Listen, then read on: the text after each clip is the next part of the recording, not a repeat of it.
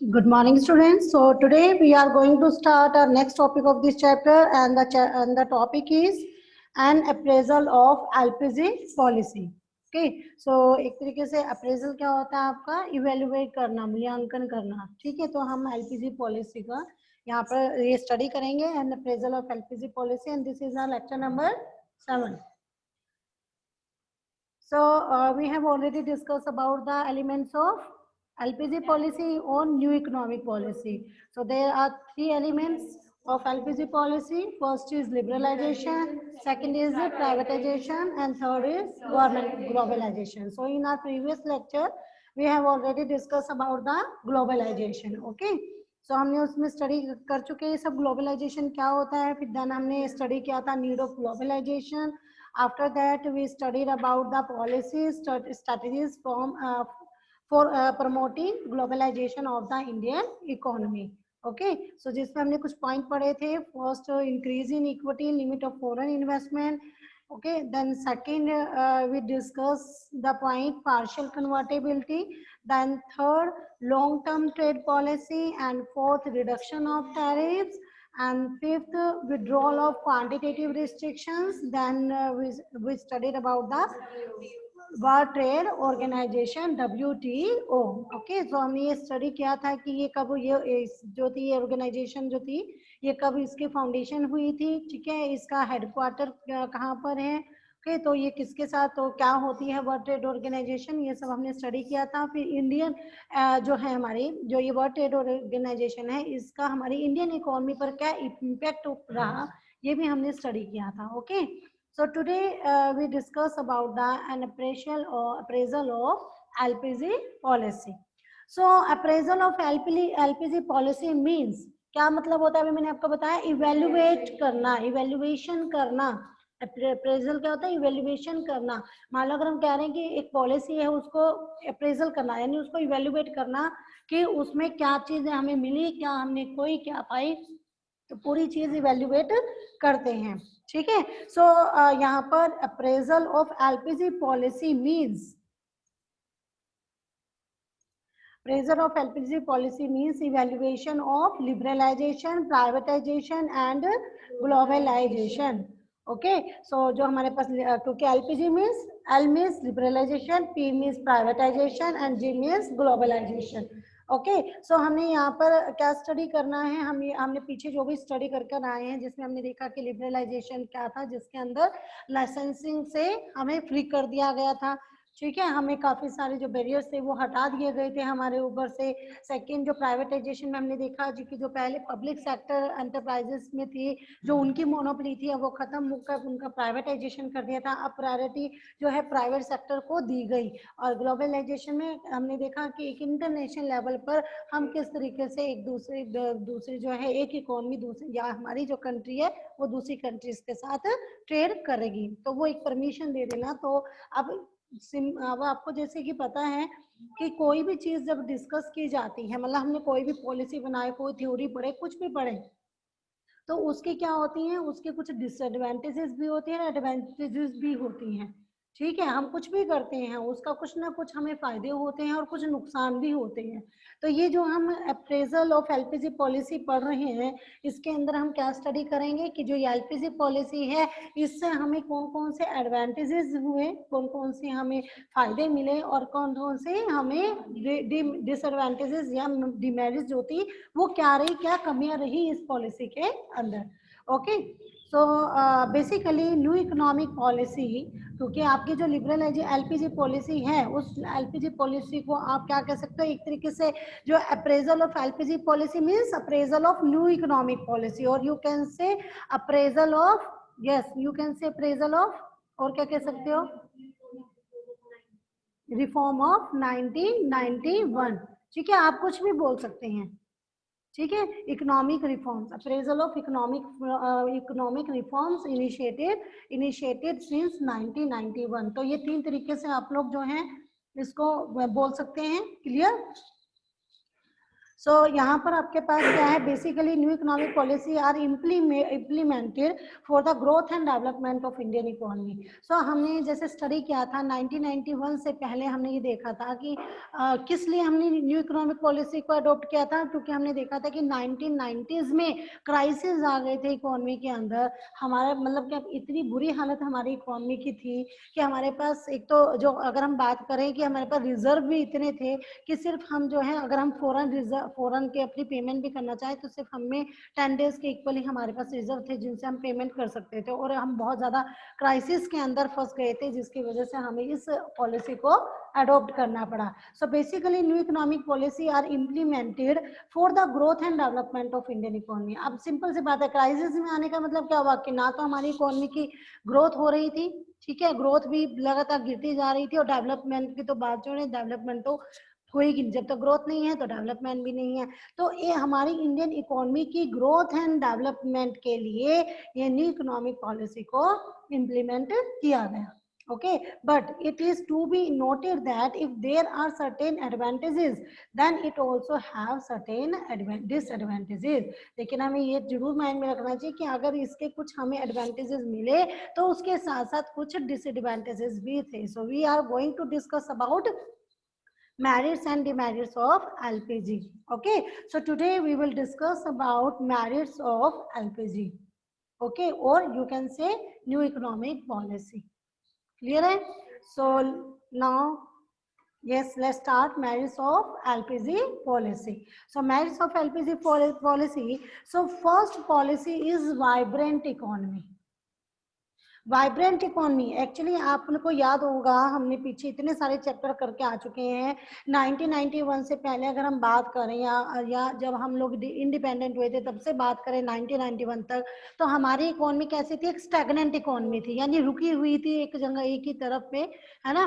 तो एक मतलब उसमें ना वो इतनी ज्यादा उसमें वाइब्रेंट का मतलब क्या होता है कि जिसमें क्या हुआ, इकोनॉमी में कंटिन्यूसली चेंजेस आते रहते हैं, किस चीज के लिए, ग्रोथ एंड डेवलपमेंट के लिए जो चेंजेस होते रहते हैं। लेकिन 1991 से पहले हमने जो भी पॉलिसीज अडॉप्ट की हुई थी, जो भी कुछ हमने रूल्स रेगुलेशन बनाए हुए थे, हमने क्या किया था, जो इंडस्ट्रीज थी उनके ऊपर लाइसेंसिंग सिस्टम अपनाए हुए थे, इतने एक्सपोर्ट इंपोर्ट के ऊपर बैरियर्स लगाए हुए थे, तो हमारी इकोनॉमी जो है ना वो वाइब्रेंट नहीं हो रही थी, उसमें किसी भी तरह की कोई इंक्रीजिंग नहीं हो रही थी।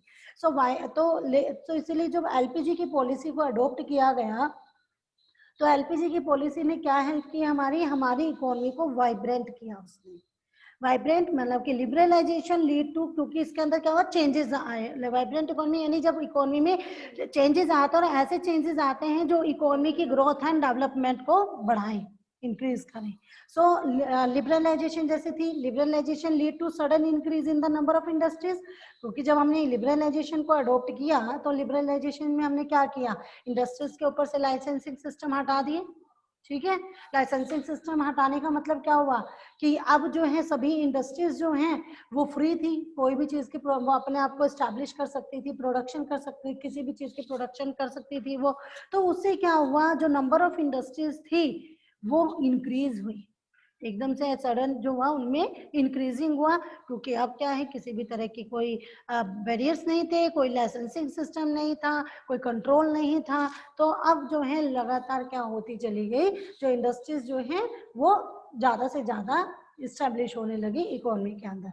ओके, और दूसरा, जब देखो जब इंडस्ट्रीज ज्यादा होंगी तो क्या होगा, गुड्स एंड सर्विसेज का फ्लो भी होगा और एक डाइवर्स इकोनॉमी बनेगी, ठीक है ना। यानी कि वाइब्रेंट इकोनॉमी का मतलब है कि एक इकोनॉमी को डाइवर्सिफिकेशन कर देना, उसको डाइवर्स करना, क्योंकि जब आपकी ज्यादा से ज्यादा इंडस्ट्रीज एस्टैब्लिश होंगी, आप अलग अलग तरह की गुड्स को प्रोड्यूस करेंगे, डाइवर्सिफिकेशन आएगा इकोनॉमी के अंदर। Okay, so second, privatization lead to participation of public sector. अब प्राइवेटाइजेशन में क्या किया गया था, प्राइवेटाइजेशन में प्राइवेट सेक्टर को पक्का पार्टिसिपेशन को इंक्रीज किया गया, तो उससे क्या हुआ, privatization lead to participation of private sectors. Private sector का जो पार्टिसिपेशन है अब पहले से ज्यादा इंक्रीज हो गया।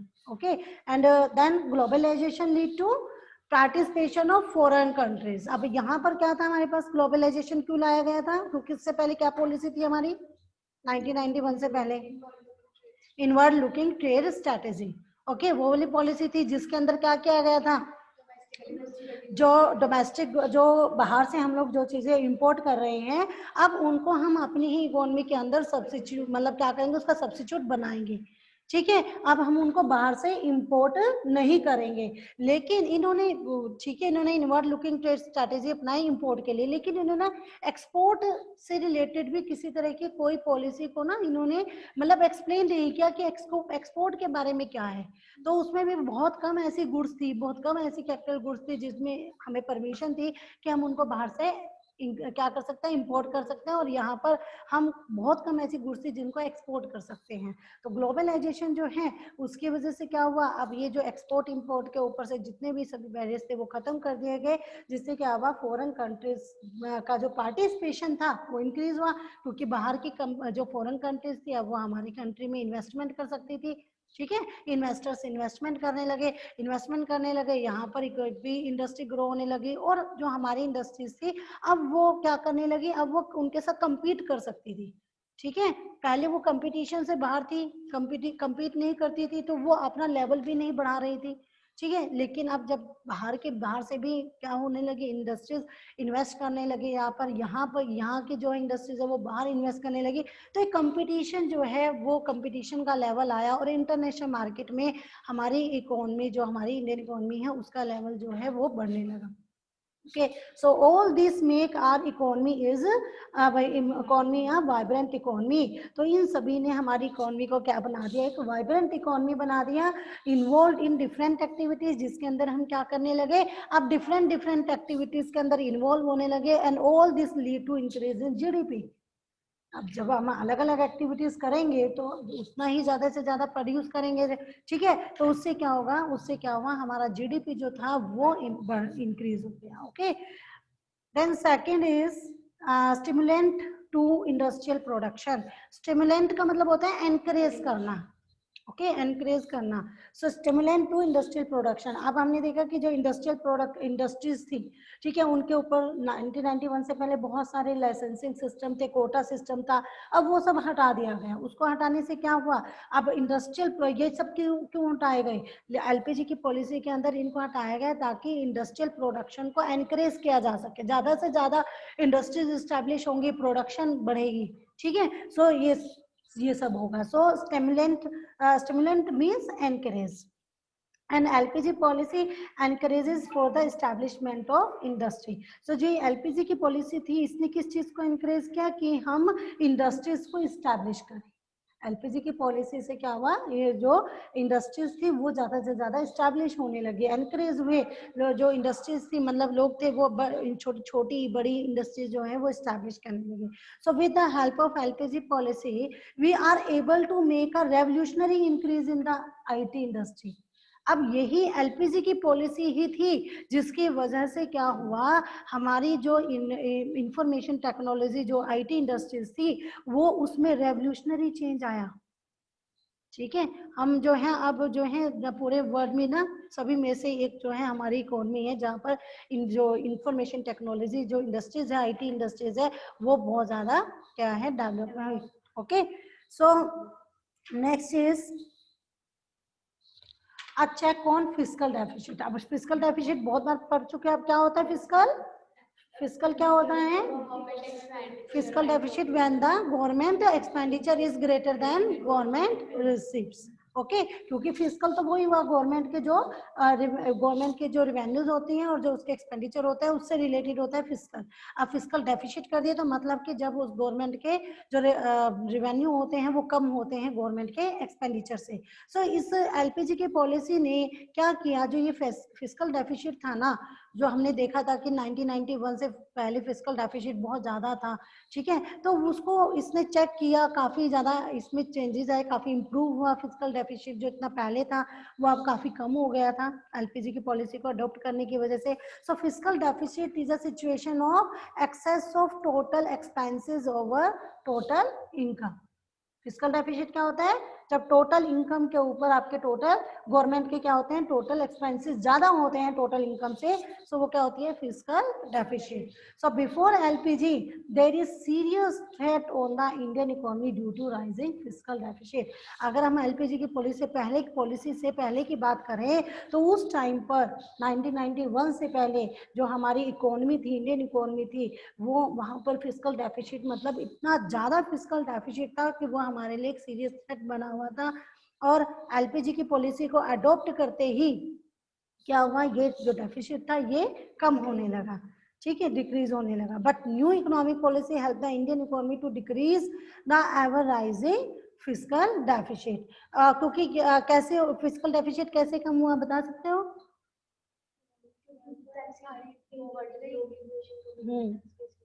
टैक्सेस कम हो गए, ठीक है, तो उससे क्या हुआ, ज्यादा से ज्यादा प्रोडक्ट, लोग टैक्स भी पे करने लगे, ठीक है. तो लोग टैक्स पे करने लगे तो गवर्नमेंट के क्या आने लगे, गवर्नमेंट के रिवेन्यू इंक्रीज हो गए और उसके जो एक्सपेंडिचर हैं वो कम हो गए. तो उससे जो फिस्कल डेफिसिट है वो जो इतना हाई हो रहा था वो कम होना शुरू हो गया. Okay, so it has been decrease to 3.5%, जो कि पहले कितना था, 8.5% था जीडीपी का.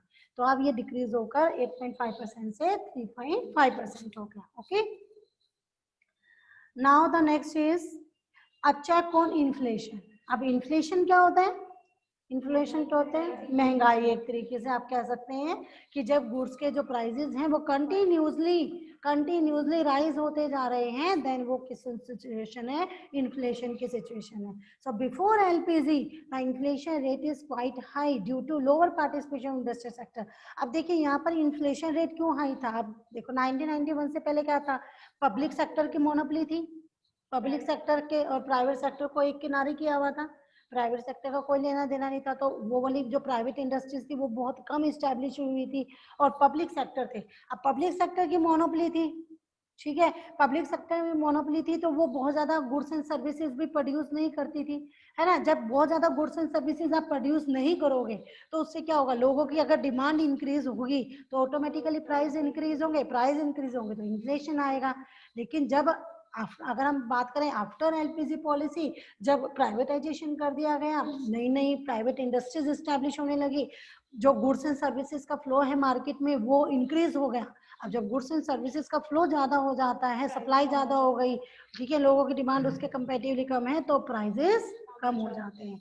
Okay, so before LPG, the inflation rate is quite high due to the lower participation of the industrial sector. But post LPG, there is increase in participation of national and international industry.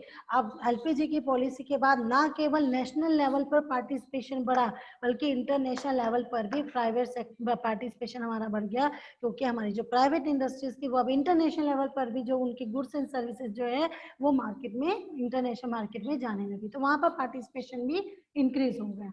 Okay, उसके बाद this lead to increase in flow of goods and services. तो ये सब चीजों से क्या हुआ, हमारी जो गुड्स एंड सर्विसेज का फ्लो है इकोनॉमी के अंदर वो इंक्रीज हुआ और hence the inflation rate is control.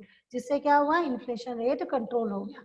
अब 2011 टू 14 की बात करें तो उस टाइम पर जो इन्फ्लेशन रेट था वो 6 to 9% था, जबकि 2018 टू 2019 में बात करें तो ये कितना रह गया, 3.4%.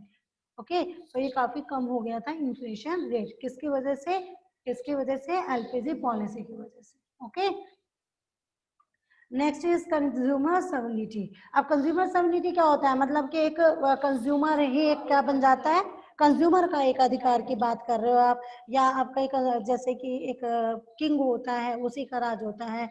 तो आज के टाइम में एलपीजी की पॉलिसी के बाद जो कंज्यूमर था वो ही एक किंग की तरह काम करने लगा. अब जो कंज्यूमर चाहेगा वही चीजें प्रोड्यूस करता है प्रोड्यूसर. पहले क्या होता था 1991 से पहले, क्योंकि पब्लिक सेक्टर की मोनोपोली थी, कुछ एक ही इंडस्ट्रीज थी, ठीक है, तो कंज्यूमर के बारे में नहीं सोचा जाता था. जो वो चीजें प्रोड्यूस करते थे उसी की वो क्या कर लेते थे, वही वो परचेज करते थे. ओके, तो कंज्यूमर की उसमें कोई लेना देना नहीं था. कंज्यूमर को जो अवेलेबल हो जाती थी मार्केट में चीजें वो ले लेते थे. बट अब क्या था, क्योंकि अब इंडस्ट्रीज, प्राइवेट इंडस्ट्रीज भी इतनी खुल गई थी, अब एक से गुड्स एंड सर्विसेज प्रोड्यूस होने लगी, तो अब उन गुड्स को प्रोड्यूस किया जाता है जो कंज्यूमर डिमांड करते हैं. ठीक है, तो कंज्यूमर की सोवरेनिटी हो गई। So consumer sovereignty means consumer as a king in the market. अब कंज्यूमर जो है मार्केट में किंग के रूप में किंग बन गया वो। बिफोर एलपीजी या consumer is not have any alternative, so they need to consumer whatever is produce by the seller. क्योंकि एलपीजी से पहले क्या था, कंज्यूमर के पास कोई अल्टरनेट नहीं था। ठीक है, कोई उसके पास अल्टरनेट नहीं थी कि भाई वो चलो यहाँ ये चीज नहीं मिली वहां से ले लेते हैं, ऐसा नहीं था। तो उनको जो सेलर प्रोड्यूस करते थे वही वो ले लेते थे। But now with the increase in the participation of national and international industry, लेकिन अब क्या हुआ, अब बिफोर बट क्या हुआ, अब आफ्टर एलपीजी पॉलिसी अब हमारा जो है नेशनल एंड इंटरनेशनल इंडस्ट्रीज में पार्टिसिपेशन इंक्रीज हो गया। तो जब पार्टिसिपेशन इंक्रीज हो गया तो उससे क्या हुआ, उससे अब कंज्यूमर के पास चॉइस बढ़ गई चीजों की, क्योंकि गुड्स एंड सर्विसेज, बहुत सारी गुड्स एंड सर्विसेज, अलग अलग तरह की गुड्स एंड सर्विसेज प्रोड्यूस होने लगी, कहीं के सब्स्टिट्यूट बन गए इतने। तो कंज्यूमर जो है उसके पास एक वाइडर चॉइस थी अब गुड्स एंड सर्विसेज को लेकर। तो अब जो कंज्यूमर है वही क्या बन गया, यहाँ का राजा की तरह यूज होने लगा। So consequently overall level of expenditure of household has tended to rise and implying an overall rise in the welfare status of the people. Okay, अब लोगों का वेलफेयर जो है वो इंक्रीज हो गया इसकी वजह से। Next is a substantial increase in foreign exchange reserve. अब देखिए 1991 से पहले हमने पढ़ा कौन सी पॉलिसी अडॉप्ट की हुई थी, इनवर्ट लुकिंग ट्रेड स्ट्रेटेजी। ठीक है, ये पॉलिसी की वजह से क्या था, उन्होंने ये पॉलिसी एक तरीके से इनका मेन मोटिव क्या था उसके पीछे, जो उनके फॉरेन, हाँ जो उनके फॉरेन रिजर्व हैं उनको बचा कर सेव करके रखो। मतलब उन्होंने ये नहीं सोचा था कि उसको इंक्रीज कैसे किया जाए, उन्होंने कहा कि जितना हमारे पास रिजर्व है उसको सेव कैसे कर लिया जाए। ठीक है, अगर वो इंक्रीज करते तो शायद सिचुएशन कुछ और होती। तो ये जो उनकी, और फिर क्या हुआ, इस ये जो पॉलिसी थी सोचा उन्होंने कुछ और था, लेकिन क्या हुआ, हमारे जो फॉरेन एक्सचेंज रिजर्व थे वो उस पॉलिसी की वजह से कंटिन्यूसली डिक्रीज हो रहे थे। ठीक है, लेकिन जैसे ही हमने एलपीजी की पॉलिसी को अडॉप्ट किया, अब क्या होने लगा, अब एक्सपोर्ट इंपोर्ट इंक्रीज हो गया। ठीक है, कोई भी चीजें हम बाहर से इंपोर्ट कर सकते थे, अपनी चीजों को जो हम जिसमें एक्सपर्ट है वो चीजों को हम लोग बाहर ही एक्सपोर्ट कर सकते थे, जिससे कि इंटरनेशनल मार्केट में हम लोग compete भी कर पाए, खड़े हो पाए। और हमारा जो है अच्छा लोगों का अच्छा, और जो इंटरनेशनल मार्केट है उसमें इंटरनेशनल मार्केट के अंदर हमें इन्वेस्टर ट्रस्ट करने लगे हमारे ऊपर। और क्या होने लगे, हमारे जो रिजर्व हैं जब एक्सपोर्ट करेंगे तो रिजर्व बढ़ेंगे, पैसा आएगा बाहर का हमारे पास, तो हमारे फॉरेन एक्सचेंज रिजर्व जो है वो राइज हो गए। So one of the major reason for the new economic policy was continuous decrease in the foreign exchange reserve. So LPG helps in increasing the foreign exchange reserve and improving the position of Indian economy in international market. अब Indian international market के अंदर India की position थी वो भी improve हो गई थी, फॉरेन रिजर्व भी बढ़ने शुरू हो गए थे उनके, है ना, एक्सपोर्ट इंपोर्ट बनने लगा था, तो एक जो है पोजीशन भी हमारी काफी अच्छी हो गई। So all this help in attracting the foreign investor to invest in India. जब हम इंटरनेशनल मार्केट में हमारी पोजीशन स्ट्रोंग हो गई तो अब क्या होने लगा, अब ट्रस्ट होने लगा इन्वेस्टर्स को हमारे ऊपर। तो अब क्या होने लगा, जो बाहर के इन्वेस्टर्स थे, फॉरेन इन्वेस्टर्स थे, वो हमारी इकोनॉमी में इन्वेस्ट करने लगे। जब वो इन्वेस्ट करने लगे और ज्यादा प्रोडक्शन होने लगी है, तो हम लोग और ज्यादा compete करने लगे उनके साथ। तो इस तरीके से जो है, और जब ऐसा हुआ तो ग्रोथ हुई तो डेवलपमेंट हुई है। Okay, so growth and development भी राइज हो। So next is flow of private foreign investments. अब प्राइवेट फॉरेन इन्वेस्टमेंट का फ्लो भी इंक्रीज हुआ कि नहीं, फ्लो बढ़ेगा कि नहीं बढ़ेगा। जब प्राइवेट, एक बात बताइए, जब हमारे यहाँ पर प्राइवेट सेक्टर्स को दे दिया गया, उनको प्रायोरिटी दी गई, तो वो तो प्रॉफिट मोटिव है, काम उसी तरीके से करेंगे। जो यहाँ के जो डोमेस्टिक इन्वेस्टर्स हैं, यानी जो डोमेस्टिक इन्वेस्टर यानी जो हमारे यहाँ पर जो डोमेस्टिक इंडस्ट्रीज जो कि बाहर एक्सपोर्ट करती हैं, चीज़ों को एक्सपोर्ट करती हैं, तो उनसे वहाँ से इन्वेस्टमेंट का फ्लो बाहर जाएगा कि नहीं जाएगा। सो फ्लो वो होने लगा। So private foreign investment means investment by private domestic industries. Private domestic industry यानी जो हमारी अपनी ही कंट्री की इंडस्ट्रीज हैं जो बाहर क्या करती हैं, बाहर एक्सपोर्ट करती हैं। So to the foreign country and acquiring innovative technologies, और उन्होंने वहां पर जाकर जब वो इंटरनेशनल मार्केट के अंदर वो खड़ी हुई जाकर, तो उन्होंने वहां पर क्या करा, इन्वेस्टमेंट करके उन्होंने वहां पर नई नई टेक्नोलॉजी इनोवेट की, एक्वायर भी की, इनोवेट की। तो उनसे उनका जो गुड्स की क्वालिटी थी वो भी इंक्रीज हुई, फ्लो भी बढ़ा उनका। So after LPG there is sudden increase in private foreign investment. तो एलपीजी की पॉलिसी के बाद क्या हुआ, हमारी जो प्राइवेट फॉरेन इन्वेस्टमेंट थी उसमें बहुत ज्यादा इंक्रीज हुई, वो इंक्रीज होने लगा। And all this shows that domestic industries are growing at faster pace. तो ये सब चीजें हमें क्या दिखा रही हैं, ये दिखा रही हैं कि जो हमारी डोमेस्टिक इंडस्ट्रीज थी वो अब बहुत तेजी से, बड़े मतलब बहुत तेजी से इंक्रीज हो रही थी, ठीक है, ग्रो कर रही थी। एंड जनरेटिंग गुड अमाउंट, ठीक है, and good amount of surplus. और अब हम जो है ज्यादा जो सरप्लस है अमाउंट है वो गुड सरप्लस जो है जनरेट करने लगे, यानी अब हमारे यहाँ पर सरप्लस काफी ज्यादा होने लगा। सरप्लस होगा तो सिंपल सी बात है और ज्यादा इन्वेस्टमेंट करेंगे और ज्यादा हम प्रोडक्शन करेंगे, ठीक है। Next is yes, along with that domestic industry are also able to obtain new and more। अब इन सब के साथ अगर हम बात करें ये सब चीजों से, so along with that domestic industry, in domestic industry के साथ हम और किस चीज के लिए एबल हो गए, able to obtain new and modern technologies, क्योंकि हम इनोवेट कर रहे थे ना नई नई technology. So new and modern technologies of the production जो है उसको अब ऑब्टेन करने में हम एबल थे। Next is recognition of Indian as emerging economic power. अब हम क्या है कि अब हम किसके रिकॉग्नाइज हुए, किस रूप में रिकॉग्नाइज हुए, हम एक इकोनॉमिक पावर एमर्ज किया हमने, ठीक है, इकोनॉमिक पावर यानी हमारी पावर भी इंक्रीज हो चुकी थी, बढ़ चुकी थी। So emerging economic power means an economy that is growing faster than the other, यानी हम दूसरों के कंपैरेटिवली बड़ी तेजी, सब जो इंडिया की इकोनॉमी है ये कहा जाता है कि दूसरी कंट्री के कंपैरेटिवली ये बहुत तेजी से इसकी इकोनॉमी जो है वो ग्रो की है, ठीक है।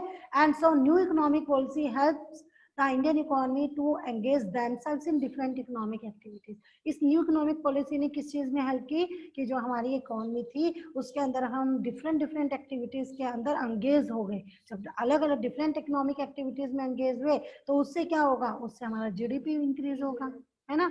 तो जीडीपी इंक्रीज होगा, फॉरेन इन्वेस्टर्स का ट्रस्ट बढ़ेगा हमारे ऊपर, वो इन्वेस्टमेंट करेंगे, डेवलपमेंट होगी। Okay, so increasing economic activities lead to increase in GDP of the economy and trust of the foreign investors. So hence the Indian economy is recognized as an emerging economic power in the economy, in the world.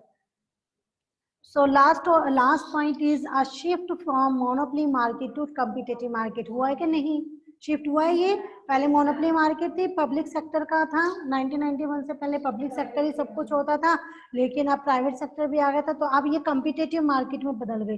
अब पहले हम लोग competition भी नहीं कर रहे थे, अपनी डोमेस्टिक मार्केट में पब्लिक सेक्टर जो है वो काम कर रहा था, लेकिन अब जब सब कुछ रिस्ट्रिक्शन हटा दी गई, प्राइवेट सेक्टर भी आ गए वो, तो अब हम कम्पीट करने लगे, तो हम एक कम्पिटेटिव मार्केट में शिफ्ट हो गए। So before LPG there is monopoly of some public enterprises, केवल कुछ एक पब्लिक एंटरप्राइजेस की ही मोनोपोली थी, and some large private business houses, ठीक है, और दूसरा कुछ एक ही बड़े बड़े जो प्राइवेट बिजनेस हाउसेस थे उनकी मोनोपोली थी।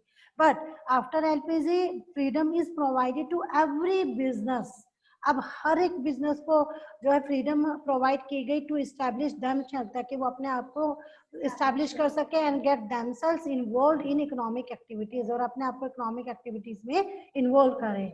Okay, so LPG lead to sudden increase in national and international businesses.